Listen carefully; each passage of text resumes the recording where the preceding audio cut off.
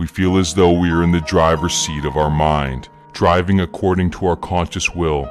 But upon only a little introspection, we realize, at least in many cases, we are merely following a built-in navigation system that exceeds our knowledge and understanding.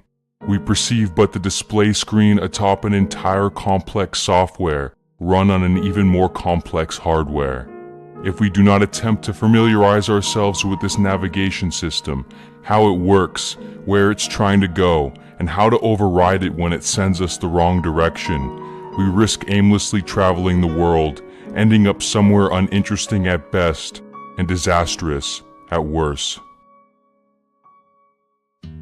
20th century Swiss psychiatrist Carl Jung is perhaps one of the greatest and most capable minds that has ever attempted to do this, to explore itself from the inside and conceptualize a complete understanding of this sort of internal navigation system from the top down.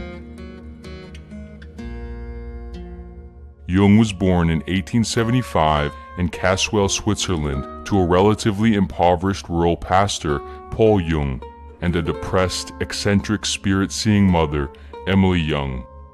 Jung was a very introverted and isolated child who spent much of his time alone, engaging in activities of make-believe, projection, disassociation, and analyzing the adults in his life. During early childhood, he strongly disliked and underperformed in school to the point of almost neurosis, regularly fainting to get out of it. However, as age and maturity would have it, and after his father expressed stern concern over his potential incompetence, Jung somewhat dramatically shifted to engaging more intensely in his education, reading actively on his own, especially that of philosophy and religious texts. Following secondary school, after determining that he did not want to follow the family's path of a religious vocation, Jung would end up pursuing medicine at the University of Basel. After getting his completed medical degree from the University of Zurich in 1902, he would work at a psychiatric hospital under the prominent and well-connected psychiatrist Eugene Bleuler. Several years later, he would leave the hospital and begin his own private practice. As Jung became more successful and well-known in his field, he would soon become acquainted with the extremely popular, groundbreaking, and controversial psychologist of the time, who still holds this title today, Sigmund Freud. The two would meet for the first time in 1907, upon which they would talk for around 13 hours straight. This would quickly develop into a strong friendship and professional association. They traveled the world and lectured together, analyzed each other's dreams, and discussed various aspects of their psychological studies and theories. However, Freud, being of a much greater professional stature at the time, as well as being substantially older than Jung, created a dynamic in the friendship that was much more like a father-son or teacher-pupil relationship. This would unfortunately pose problems as Jung's career advanced and began to encroach on Freud's. The two would soon find themselves in disagreements over fundamental aspects of each other's theories. Ultimately, these disagreements, Jung's tendency toward a somewhat mystical consideration of the human mind, as opposed to Freud's more scientific, reductionist approach, the nature of their father-son relationship, and Jung's desire for professional independence, all caused the two to split their friendship off in 1913. Following and as a consequence of this breakup, from around 1913 to 1918, Jung experienced a sort of midlife psychological breakdown.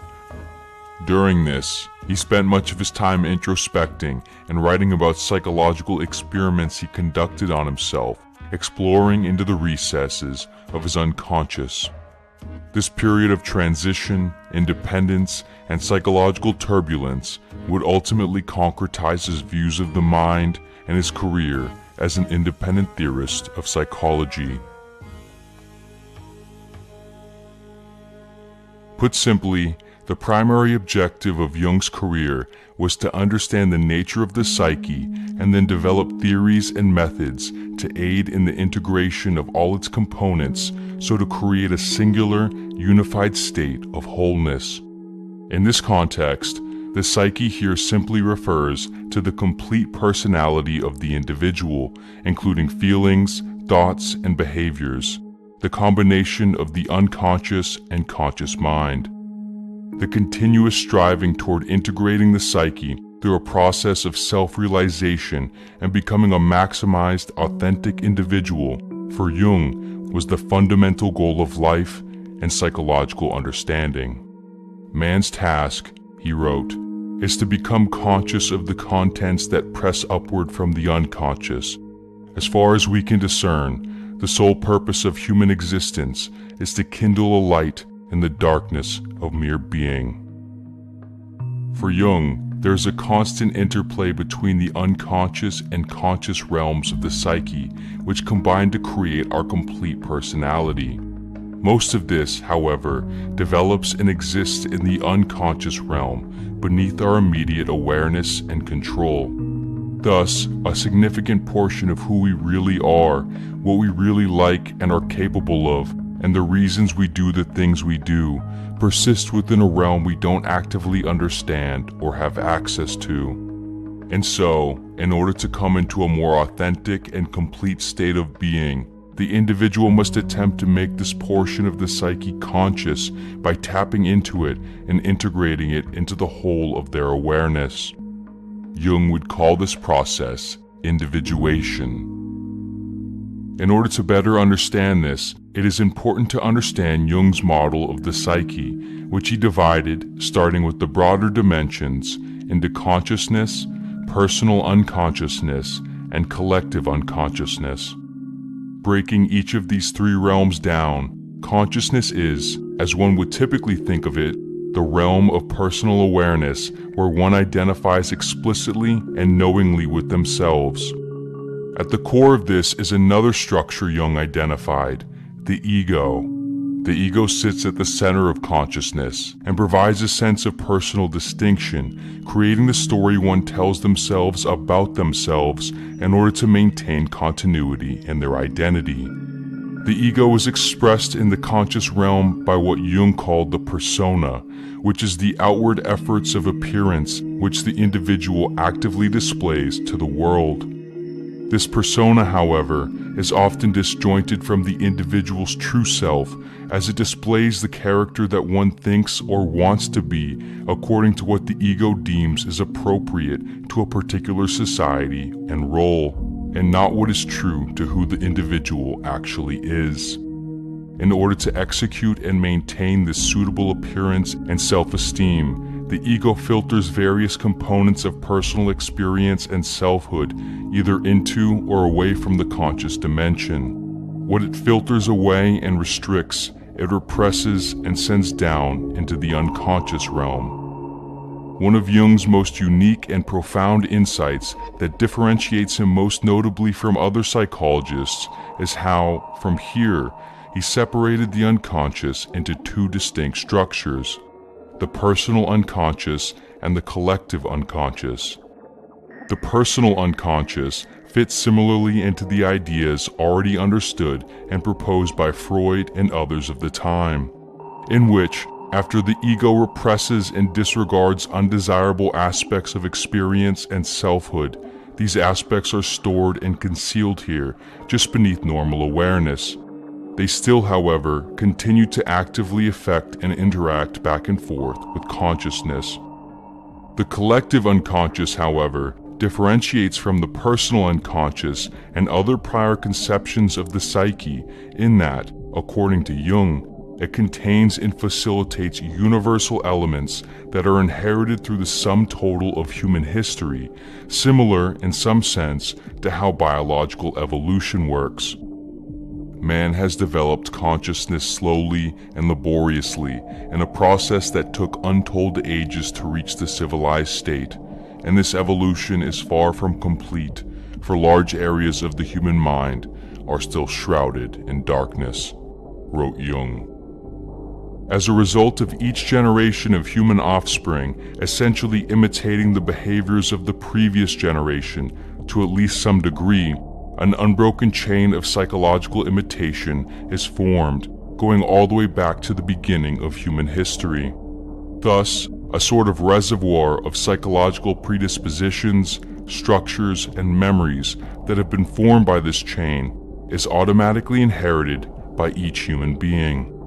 Jung found this to be empirically demonstrable in both his own professional psychiatric practice, finding recurring similarities in the unconscious of a vast number of his patients, as well as his historical and mythological research, in which he noticed that similar motifs, symbols, and themes that appeared in his patients' unconscious also were prevalent and consistent across art, myths, and literature within different cultures of different times, even though these cultures often never even encountered one another.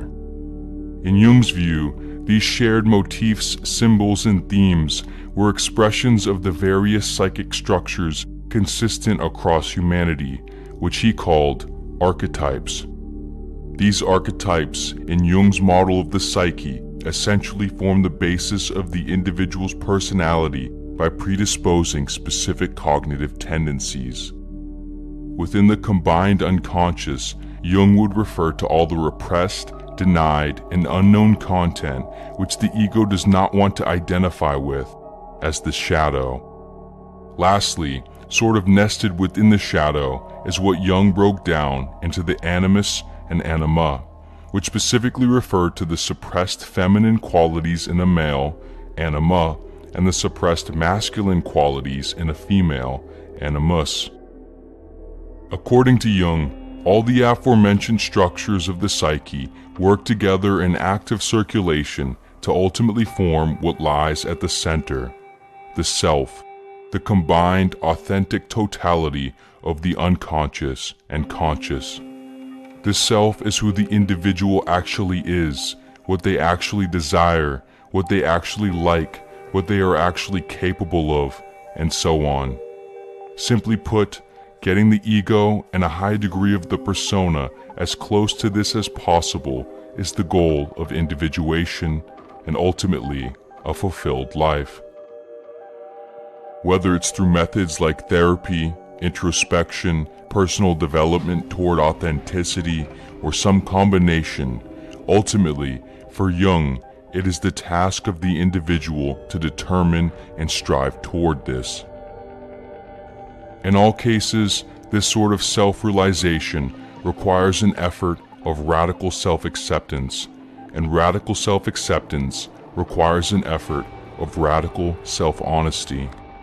In order to actively move deeper into the psyche, each opportunity one takes to examine a personal feeling, thought, or action, they must attempt to do so by accepting the complete and often undesirable potentiality of what it truly indicates about themselves, that they are not always who they think or hope they are.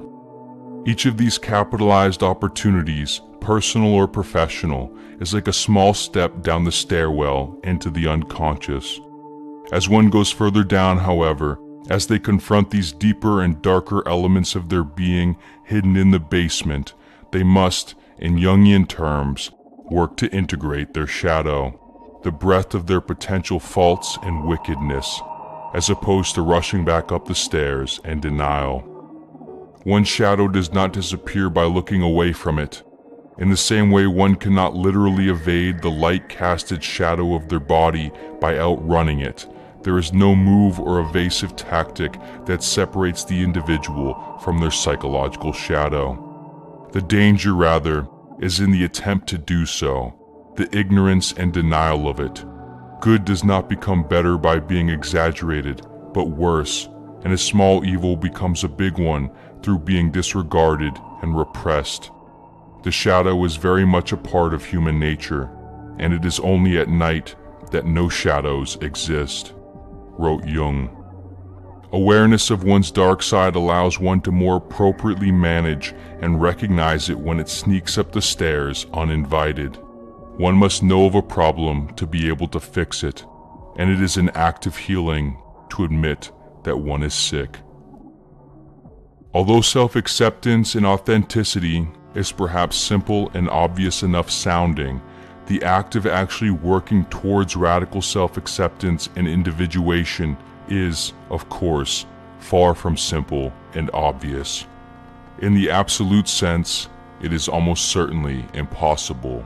In the above average sense, it is still perhaps life's greatest and most difficult endeavor. To truly and honestly accept your downfalls, weaknesses, potential evils, and shameful or unpopular interests and qualities, to admit what you see, fear, or hate in others is and could be inside of you, to admit to yourself that you are not and will never be completely who you think and want to be, that you are not as good as you had hoped, and to confront what your mind has worked a lifetime to keep from itself, is a task that literally shakes the very core of the psyche. However, it is perhaps proportionally essential for a fulfilled and complete life.